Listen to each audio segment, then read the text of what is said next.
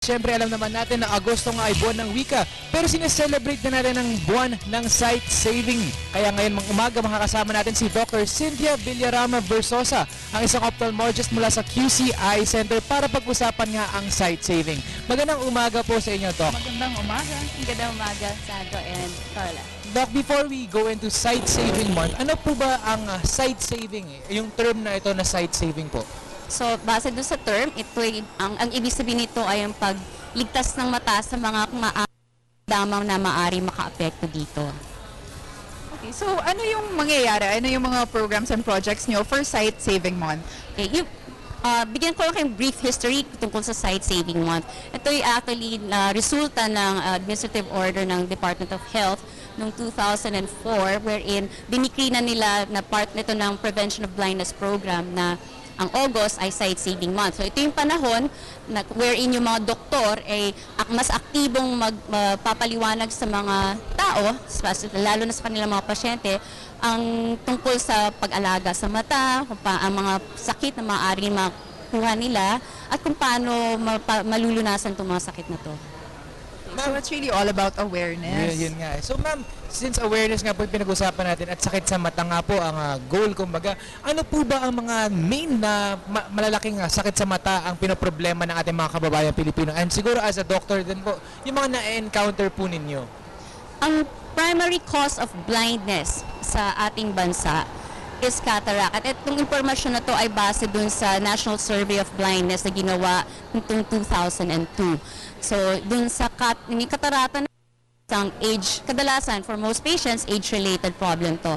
Ang pangalawang sanhi ng visual impairment naman sa ating mga Pilipino ay yung tinatawag naming error of refraction. Ibig sabihin nun, nangangailangan ng grado ng salamin ang mga mata ng pasyente. So para sa cataracts, ano ba usually yung mga treatments na available? I know of LASIK and PRK. Are those the most, parang yun ba yung pinakasikat na mga treatments para sa cataracts? Actually, ang talagang, yung mga nabanggit mo ay mga treatment options na binibigay namin para doon sa error of refraction. Okay. Para doon sa mga tao na nagsasalamin at ayaw na nila magsuot ng salamin for whatever reason, yung PRK at LASIK ang isa sa mga ino-offer naming options. For cataract, ang talagang tanging paraan para maayos ang isang cataract ay operahan yon. Doon papasok yung makabagong paraan ng pagtanggal ng cataract which we call phacoemulsification. Okay, buta na lang na-clarify yun. Kasi I was really thinking na it was for cataracts as well. Ito po ma'am, kanina na-explain po ninyo na yung cataract ay parang paglabo ng kumbaga ng isang lens sa mata na kailangan pong tanggalin. Maaari niyo po bang i-explain to para po sa kapanood ngayon kung gaano nga kaimportante na tanggalin kumbaga yung lens na ito sa mata na naglalabo na nga po? Sa isang normal na mata, meron tayong tinatawag na natural lens. Ito ay nasa loob ng ating mata. Now, habang tayo nagkakaedad, itong malinaw na lente na to ay tumatanda din. So, nagiging malabo ito. Kapag ito'y lumabo, ito na yung magbibigay ng panlalabo ng ating paningin. Now, ang maganda naman sa cataract is that may magagawa tayong paraan para maibalik yung dating paningin. Assuming na walang ibang sakit yung mata, ang gagawin lang ay tatanggalin lang yung dating lente, yung lumang lente, at lalagyan ng panibagong lente. Doctor, na-mention mo kanina na age-related nga yung disease na ito. Pero are there other causes? Kasi ngayon, di ba parang lagi tayong nakaharap sa computer, especially yung mga nag-work sa offices, talagang nakatingin lang sa screen lagi. So, is this a factor as well? No, ang matagal na pagharap sa computer o yung mahaba ang pagbabasa ng mga libro nyo o yung matagal na nanonood ng TV ay hindi po magdudulot ng katarata. So, bukod sa age, bukod sa pagtanda na main reason ba tayo nagkakaroon ng katarata, meron ding ibang causes yan. Like, pagkakaroon nyo ng diabetes, mapapabilis ang pagkakaroon nyo ng katarata kapag kayo ay may diabetes na uncontrolled. Meaning, hindi nagagamot ng tamay diabetes at nananatiling mataas ang blood sugar. Meron din mga gamot na maaring magdulot ng katarata. Ang isang pinakakilala would be yung mga steroids natin. Ito yung mga gamot na binibigay kapag tayo may hika o kaya meron tayong mga allergies. Ito yung maaaring magdulot ng katarata rin sa mata. Trauma, meaning kunwari nasuntok yung mata mo, nabato, natusok, can also give you cataracts. talagang hindi lang talaga, kasi iniisip ng mga tao, ang katarata ay isang sakit na nakukuha ng ating mata pag tayo tumatanda. Meron din pala mga ibang factors na kailangan natin maging aware. Kumbaga, siguro mahilig mag-sports yung mga kabataan, pwede rin pong, kunwari, natamaan, pwede rin magkaroon ng katarata ang mga kabataan po, no? Yes, that's very true.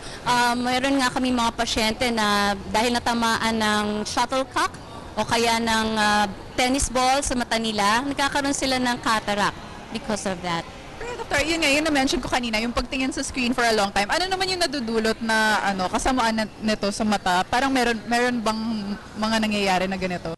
Well, ang nangyayari kapag nakatingin ka na matagal at anything, so kunwari maganda yung scene pinapanood mo, yung TV show na pinapanood mo, or you are so engrossed sa binabasa mo, kadalasan nangyayari sa atin, nakakalimot tayong pumikit. Ang mata kasi natin, kailangan manatiling basa. And para manatiling basa, yung mata nating, eyelids natin, kailangan nagbi-blink. So, in a minute, normally, dapat 12 times magbi-blink yung ating mata para manatiling basa yung surface, yung ibabaw ng ating mata. Pag tayo'y engrossed sa binabasa or pinapanood natin, nakakalimutan natin gawin yun. And as a result, natutuyo yung surface. So ngayon, ito na yung mararamdaman mo, mahapdi yung mata. Minsan karugtong na nito, masakit na yung mata mo. So ayaw mo nang magbasa or manood afterwards. Parang eye strain. So, dapat meron tayong eye drops sa tabi.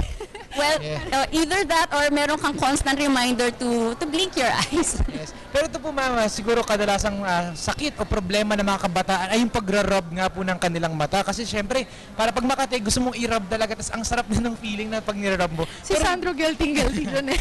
Pero ano po ba yung kasamaan po? Bakit po ba pinapagbawal na kamutin ng mata? Ano po ba ang nangyayari dito? Okay. Yung the fact mong kamutin o kuskusin yung mata mo means malamang may allergy component yon. Kasi ang pangangati ng any part ng mata, kadalasan merong sanhi yun. And in most patients, pag yung mata ang nirarub natin, ibig sabihin nun, meron tayong, malamang may allergy tayo. Now, so ano bang kasamaan nun? Kasi kapag nirarub mo, meron kang mechanical pressure na ginagawa sa mata mo. So, pinipilit mo yung dalawang surface na although magkatabi naman, pinipilit mo sila magdikit ng husto at magkiskisan. Somehow, matotrauma mo yung mata mo. Kaya dinidiscourage yung pagkusot ng mata. Okay. At least. Pero ma'am, siguro po sa mga taong mga katiyang mata, ano po ba ang mga nire-recommend nyo gawin imbis na ilang kuskusin o kamutin nga ang kanilang mga mata? Okay. Ang magandang first aid dyan would be cold water. Water. Okay. So, kung meron kayong malamig na tubig, pwede nyong hugasan yung inyong mata. Okay? Pero sana nakapikit kayo, wag niyo ididilat yung mata sa tubig. Okay? Pwede rin naman kumuha kayo ng bimpo na ibabad niyo sa malamig na tubig, close your eyes, and then put the towel on top. Makakatanggal yun ng pangangati. Yan ang mga first na kailangan natin, imbis na kamutin nga natin ang ating mga mata. Alam natin kahit gaano kasarap kamutin ng mata, masama ito, kaya wag na natin gagawin ito. Parang sarap na sarap ka talaga sa Yes, ako kasi ng mata. mahilig talaga ako at alam kong masama naman, pero hindi ko maiwasan. At ngayon, at alam ko na dahil kay Dr. Cynthia. Pero Doctor, ano naman yung mga events na mangyayari during yung Sight Saving Month? Mostly, nung last Sunday, meron kaming walk for sight. Ito yung ginanap namin sa may Ross Boulevard mula sa CCP Complex papunta dun sa Bantayog ni Rizal sa may Luneta. So nagkaroon ng grief laying ceremony doon, and then merong konti meeting ng mga stakeholders regarding concerning yung national program for the prevention of blindness.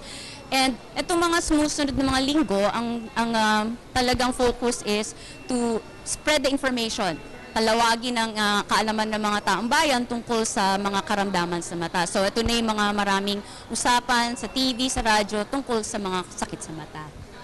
Pero ito naman po ma'am, alam naman po natin na napaka-busy nyo bilang isang doctor at syempre dahil Sight Saving Month nga po talagang tutok na tutok kayo sa mga proyekto na mangyayari nga sa itong buwan na to. Pero kamusta naman po kayo?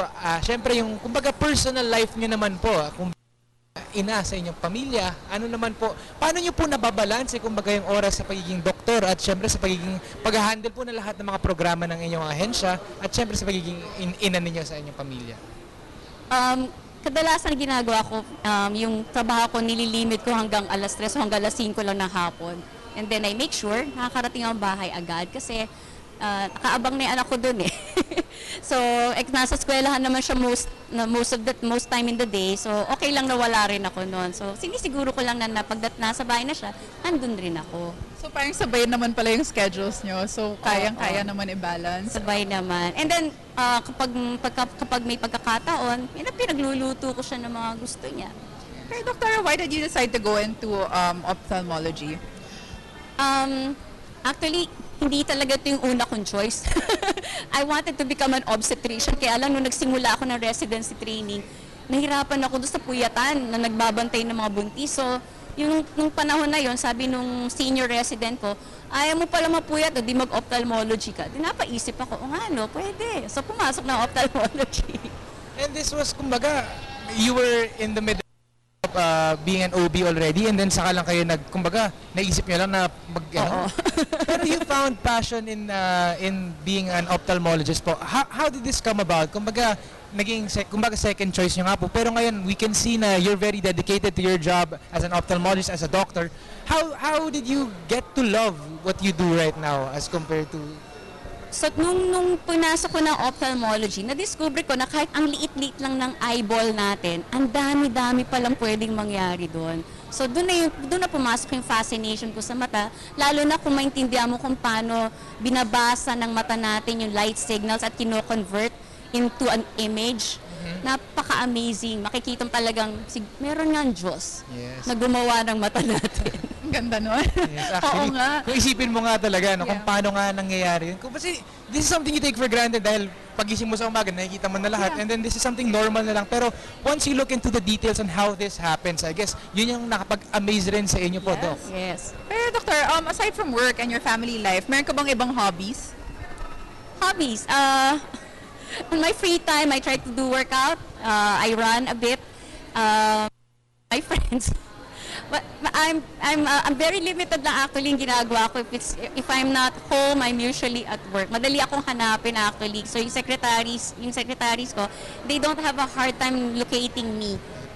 Yes. Siguro na lang po, ma'am, as a last thing for our conversation this morning, baka meron po kayong message as a doctor, as a mom, syempre po para sa ating mga manonood ngayong umaga. And baka gusto niyo rin po silang i-invite sa mga programs po ninyo ngayong Sight Saving Month. Okay. Mga paalala lang po para alagaan ang ating mata. Unang-una, magsisimula tayo sa proper nutrition. So, kakain tayo ng balancing diet. So, that means may mga gulay at prutas tayong kakainin. Pangalawa, magsusuot tayo ng sunglasses. Kasi, isipin nyo kung tayo naglalagay ng sunblock sa balat natin, yung sunglasses natin ang sunblock ng mata natin. And pangatlo, huwag nyo nang hintayin po na lumala. Kung ano man po yung nararamdaman nyo sa mata, magpakonsulta po agad. Kung takot po kayo sa gastos, may mga government hospitals po tayo na hindi naniningil po. Pwede ko kayong magpatingin doon. Now, regarding sa sight saving naman po, abangan nyo na lang po, kadalasan sa radyo at sa TV po, may mga announcement po ang iba't ibang mga ospital regarding free check-up, regarding lay forward, para mapag-usapan yung mga karamdaman ng mata. So, pwede po kayong pumunta doon sa mga nakatalang mga araw para maka-avail kayo ng libreng check-up din po. And lastly po, sa mga nanay po, no, maganda po siguro na pansinin nyo rin po yung ginagawa ng mga anak po natin pag hindi ho sila ganong mahilig magbasa or parang kukurap-kurap sila habang nanonood or tumitingin sa mga bagay. Baka maaari nyo nang dalhin yung mga anak nyo, lalo na yung mga bata, dalhin nyo na po agad sa doktor. Alright. Maraming salamat po sa inyong panahon ngayong umaga. That was Dr. Cynthia Villar Versosa, ang isang ophthalmologist mula sa QCI Center. Maraming salamat po, ma'am.